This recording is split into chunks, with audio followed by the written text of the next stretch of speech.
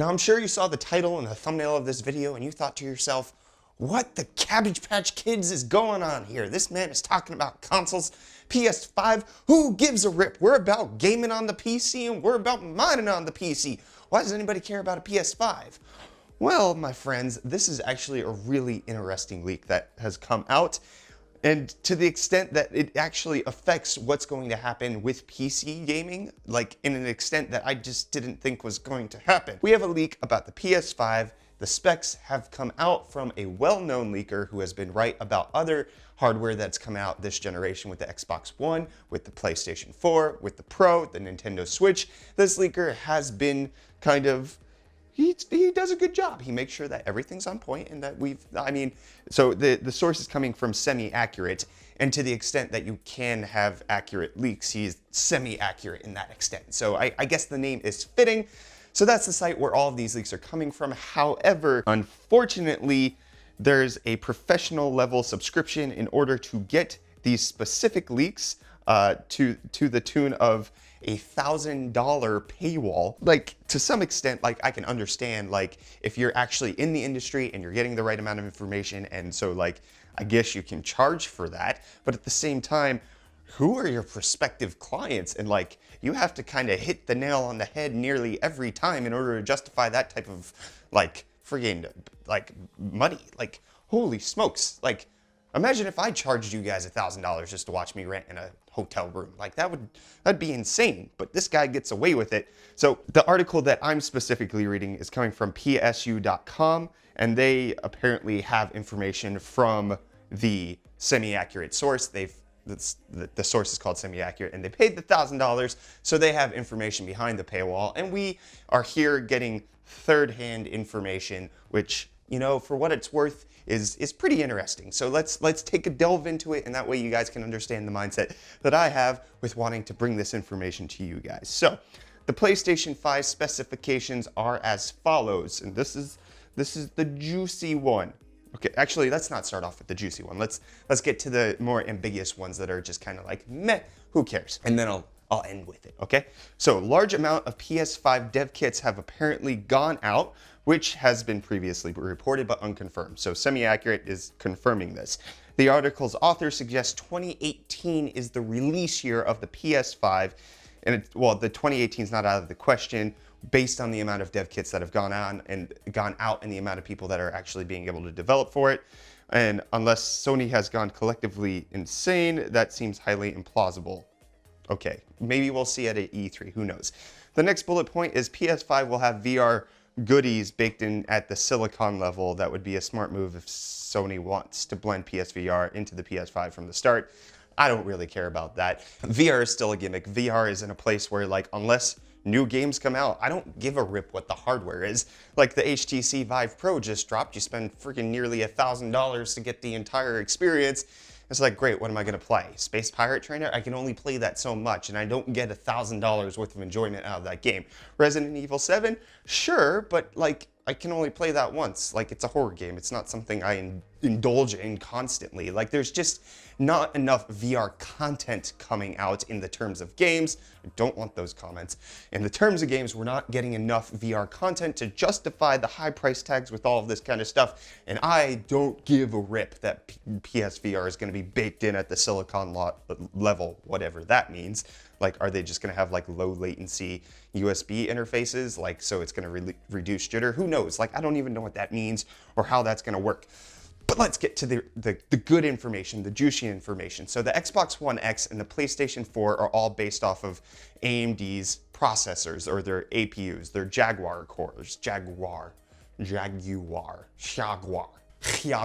Jaguar cores. They're Jaguar APUs, which means that they're based off of older architecture. And with the Xbox One X update, we got performance in the level of like an RX 580, and it was based on the Polaris GPU architecture. So the leak here is that the PS5 CPU will be Zen. Supposedly, we will be getting a Ryzen-based console, which is phenomenal. Like, it's done really well. And this also could be a good thing for PC gaming, and I'll get to that in a second. But then The other interesting bit is that PlayStation 5 will use AMD's Navi as its base architecture. It does not specifically use Navi though, so that's the same thing that's going on here. Xbox One X is not specifically, bulldozer with Polaris. It's its own thing that they developed from the ground up, but based off of the architecture that they already have. But this is interesting because supposedly this is going to be based off of Navi, which these rumors apparently coming from a source that people actually trust and know, and he's done a really good job about leaking things in the past that have been accurate. But there's a few qualms that I have with this. With the Ryzen-based CPU, that's 100% sure. Like, I have no qualms with that. Of course, it's going to be Ryzen. And of course, AMD is going to be the one who's going to continue to pursue the console market because, like, they're kind of dead in the water in the desktop market as far as like pushing gamers to them is concerned, because Ryzen has a bad rap for gaming against Coffee Lake, and then our Polaris and Vega are just like mining cards. So like they're getting a bad rap. Their only entry into gaming is going to be the console. So PlayStation 5 using AMD, no qualms there. Using Zen, not a problem. I would suspect that it's probably going to be Zen Plus if dev kits are going out and they're expecting it to launch this year. Zen Plus, I doubt it would be Zen 2, although it's interesting that they're saying it's using Navi because Navi is not even out yet. Like, they're not even supposed to, like, Navi's not launching this year, which is one of the things that you guys get confused about in the comments all the time. You're like, oh, just wait till the end of 2018 and Navi's coming out. No, Navi's not coming out this year. We would get a Vega refresh. We would not get Navi. They updated the roadmap at CES. Navi is 2019. So this could line up with that development of us getting Navi in 2019. But the interesting bits is Navi is supposed to use some sort of Infinity Fabric technology to combine with the Zen CPUs so that we could actually have this like super connected highway of CPU and GPU information on the desktop level. So if this is how the PlayStation 5 is being developed, this could be a really interesting side of things that we are actually getting. We're going to be getting an architecture launching on a console before we're actually even seeing it in the wild on desktops, unless AMD has something up their sleeve and they lied about the roadmap at CES.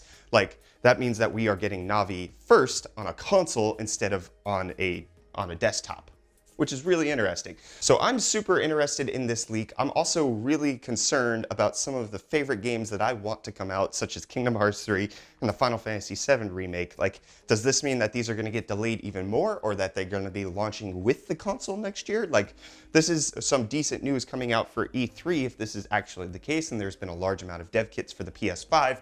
We could actually be getting a Sony keynote where they are telling us all about this, and then like, yes, Kingdom Hearts 3 for PlayStation 5. I've been waiting for it since I was a kid. Sony, Square Enix, for the love of everything, give me KH3. I can't stand waiting. Like, I want to play that with my kids. Like, my kids are getting to the age that I was when I played the first Kingdom Hearts. That's insane. Like, why has it taken so long?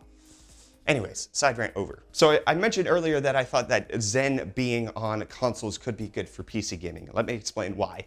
So the thing that Ryzen has always had slammed against it, and the reason why people are like, you can still buy KB Lake, it's 7700K, it's just fine, is because most games aren't optimized to use more than 4 cores and 8 threads. So if console gaming, which is where most development budgets go for gaming, for game studios, where they're actually optimizing the hardware, I mean, technically, Jaguar cores have already been multi-core, but this is going to be based on the desktop that we already have. So we have Ryzen, people have Ryzen. If you develop for a multi-core Ryzen at the base level, and then you port it over to the PC, or you take that development knowledge that you have for the multi-core Ryzen on the PlayStation 5, and then you bring it to the desktop, a la, say, like a Final Fantasy 16, if that ever happens, that would allow for multi-cores to actually start being utilized in a better way. So we could actually see games being optimized even better on the desktop side for Ryzen, which means that we would have better competition between Intel and AMD, because if game developers are prioritizing AMD in all of their game development because Zen architecture on the console and Zen architecture in the desktop, like that could mean that we are getting better optimized games, which means that we are actually seeing competition because Ryzen will perform better in benchmarks, and people will stop saying, oh, you shouldn't buy Ryzen for gaming, it's only for content creation. It can be for both. We could finally get it for both, except for the fact that it's kind of taken a long time for that to happen, and Intel is kind of catching up with their multi-core CPUs. I mean, we have the 8700K, which is 6 cores, 12 threads, but then we're also supposed to be getting the 8900K sometime this year, which is going to be 8 cores and 16 threads, and then have the IPC and the high core clocks of Coffee Lake. So that could put Intel that could put AMD to shame, which would make for a very tough scenario all around. But I think that this potentially has some good. Those leaks are super interesting to me just because we haven't heard much about Navi except for the pushback in the roadmap. Zen being used on consoles makes super sense to me. I'm just upset about my remakes getting pushed back and the Kingdom Hearts 3 getting pushed back as well. But I want to know what your thoughts on this. Are you interested in the PlayStation 5? Do you think this Navi thing is a real thing, or do you think it's going to be based on Vega, like a Vega refresh at the 7nm level? Since Navi is supposed to be a 7nm process, it could just be that it's based on, I don't know. Honestly, there's not enough information, especially since I didn't pay the $1,000 to actually look at what's behind the paywall, which, I mean, that's just, I'm not going to do that anyways for leaks and rumors. I just wanted to talk about the AMD side of things and how this could actually be great for PC gamers. And it could also be great for cryptocurrency miners as well, if we could actually use it. If you could mine on consoles, that'd be great. Anyways, so let me know your thoughts down in the community Discord. The top link in the video description is going to be for our Discord. I'd love to have you guys come over there and chat with me. You can also leave comments down in the comment section. I'll chat with you guys there. Smash the like button if you enjoyed this video. If you're excited for the PlayStation 5, get subscribed to stay up to date on all of our tech-related content, which, yes, does include consoles. I don't care what you guys say. I enjoy consoles. I play a lot of my games on consoles just because the best IP is on PlayStation. Like, Microsoft has everything and it just goes to the PC, so I have that as well. But like Horizon Zero Dawn, like I'm not going to play that anywhere besides my PlayStation, and that's where I'm going to be doing it. So like I loved Horizon Zero Dawn, Persona 5, like all of that. Like all of the PlayStation games are my jams. Like that's what I grew up on. That's what I'm going to stick with, and I don't care. Like, cause gaming, anyways, I don't want to get into this. Okay, I'll see you guys in the next video. Cheers.